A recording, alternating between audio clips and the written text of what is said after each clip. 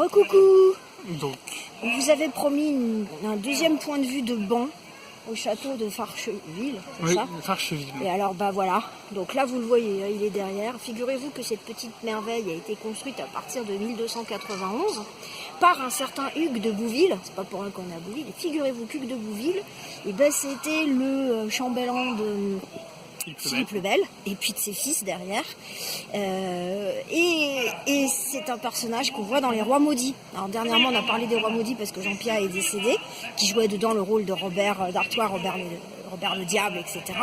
Et il y a un autre personnage qu'on voit dans la série qui est Hugues de Bouville, qui est un espèce de personnage très très bienveillant, un peu simplet quelquefois, mais en même temps qui a des valeurs, etc. Et alors on vient de se rendre compte que c'est lui qui a lancé la construction de ce bâtiment, qui est une pure merveille de l'époque. Et alors quand vous tournez le peu, voilà, là il y a le spa.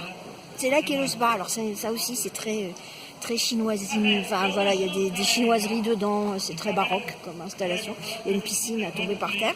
Et voilà, donc une deuxième bonne raison de venir se marier. Alors, ouais, puis ce qui est super agréable, c'est que voilà, là, vous avez un parc qui est... Et puis vous avez un templier qui se balade, enfin un chevalier teutonique. Non, mais ce qui est génial, c'est que c'est un château qui est encore en eau. Alors c'est vrai qu'il y a beaucoup de châteaux qu'on visite où les douves sont vides.